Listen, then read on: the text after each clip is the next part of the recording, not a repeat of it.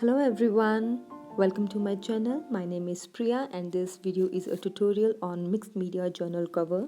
So this is the skeleton of a journal cover which I have made from scratch. There are quite a lot of videos on YouTube where you can learn how to make this journal cover, and maybe in future I will share my method. To start with, I am measuring front and back cover, which are 23 by 16 centimeter, and the spine is 23 by 5 centimeter. And here I have a vintage sheet music, so I'm measuring it just enough so that it could cover front as well as back cover and the spine. So once I have cut them, I'm using generous amount of wood glue, spreading it very nicely on the covers, on the spine, and then I'm sticking this music sheet on the cover. I'm making sure that the sheet music is stuck on the cover very firmly, because if it's not firmly stuck on the cover, then the further layering is going to be very clumsy.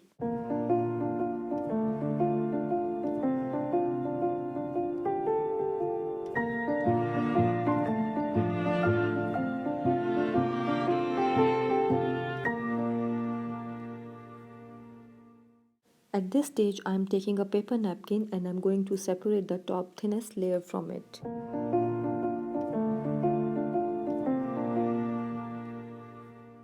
Now I'm going to cut my paper napkin enough so that it could cover my front cover, back cover as well as spine. I'm not being very particular here with the measurements, I'm just approximately cutting the paper napkin.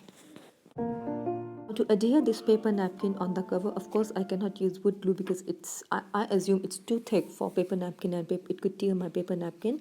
So I'm using some Mod Podge, applying a layer of Mod Podge on the cover and then very gently sticking my paper napkin on it, and with my hands I'm trying to remove all the bubbles. Now I'm using Mod Podge with a flat brush on top of the paper napkin so as to further remove the bubbles and to seal the paper napkin firmly on the cover.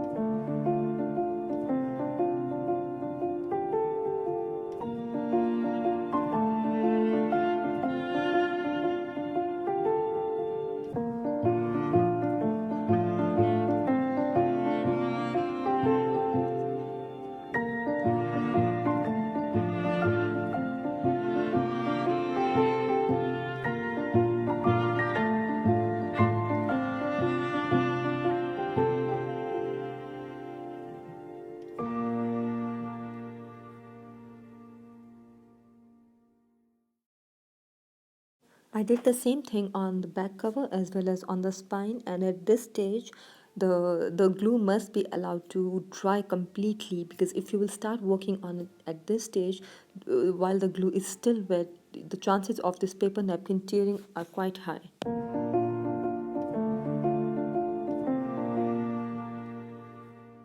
This cover dry for 2-3 hours. I let it air dry completely, and now I'm using a sandpaper. This is very fine sandpaper, and using this very gently I'm trying to remove all the excess paper napkin which is sticking out of the cover.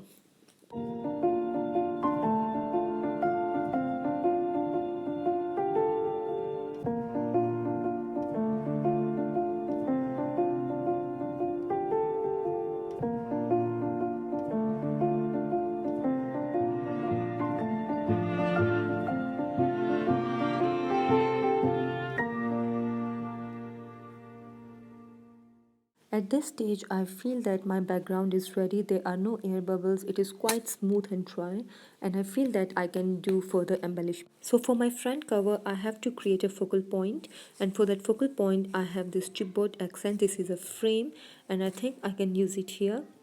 So using a pencil, I'm just marking the area where I can use my frame, just for my own reference.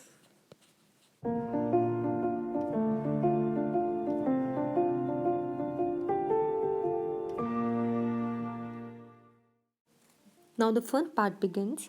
I will create some layers here to give it a shabby chic look. For that I'm using gesso paste and blending it very nicely with my fingers throughout the cover. And I'm also using tissue paper if I feel that I use too much.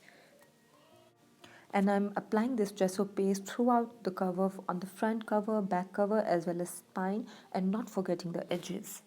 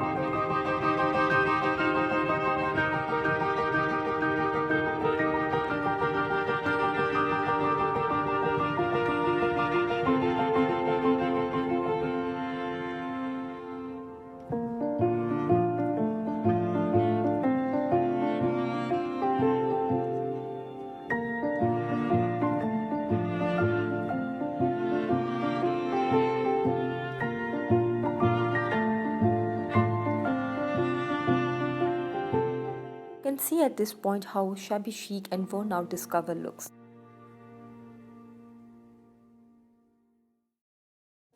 I'm going back to my focal point, which is this chipboard accent, and I'm going to paint it with gesso paste.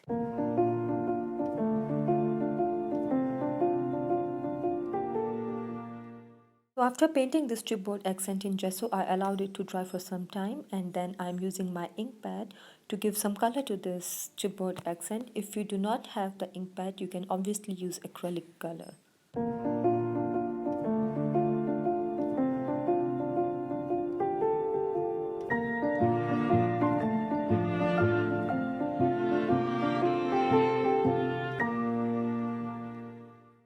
Using wood glue, I am sticking this chipboard accent onto my cover.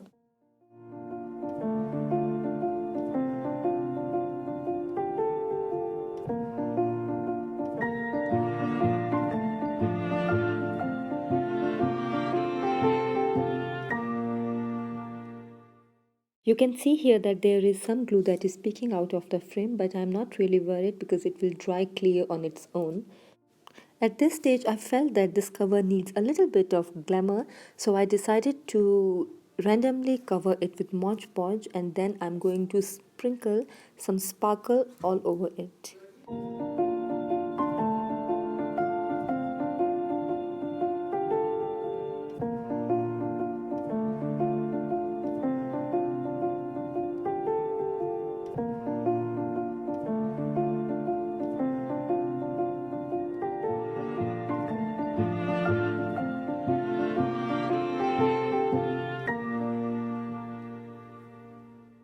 Taking advantage of the wet Mod Podge, I decided to add some silver leafing throughout. It will further enhance the sparkle of this cover.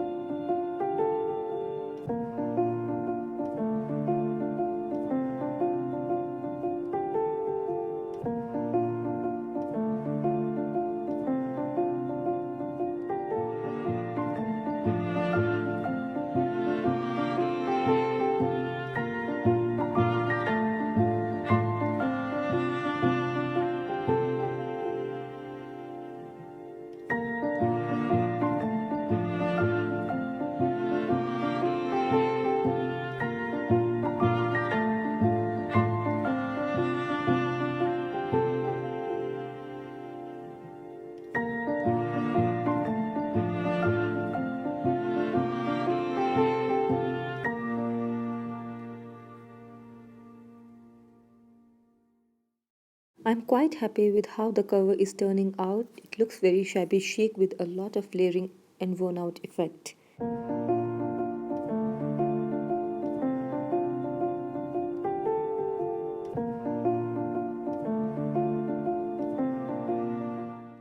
So I'm going back to the focal point to my chipboard accent, and I decided to use some butterfly image inside. So I have these fussy cut butterflies, and I think this blue one looks much better. So I am sticking it onto the cover or inside the frame using the wood glue.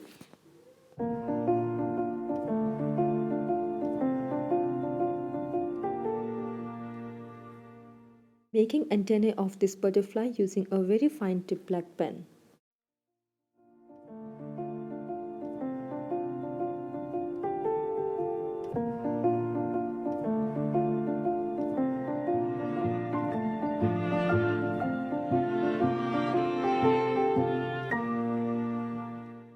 Enhance this focal point a bit further, I decided to use some paper flowers around this wooden frame, and I'm deciding on the placement of these flowers now.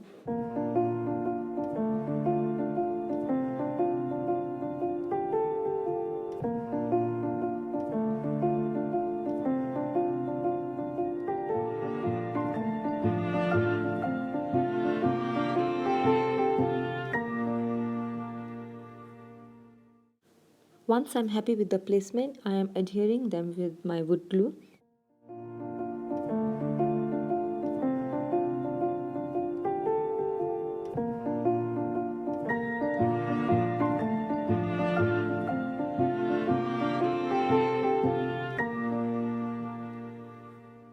To blend in these flowers with the theme, I am very lightly dry brushing them with gesso paste.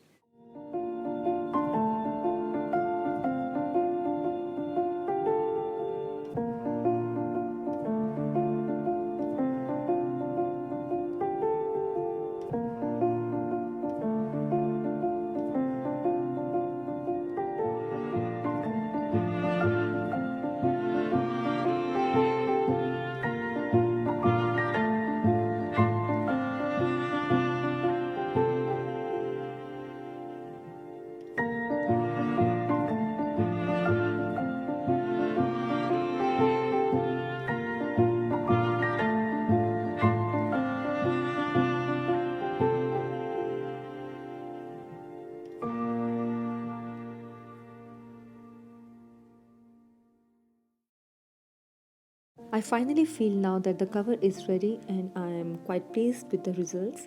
Please let me know if you find this tutorial useful. Thank you guys for your time. Thank you so much for your support. Bye for now.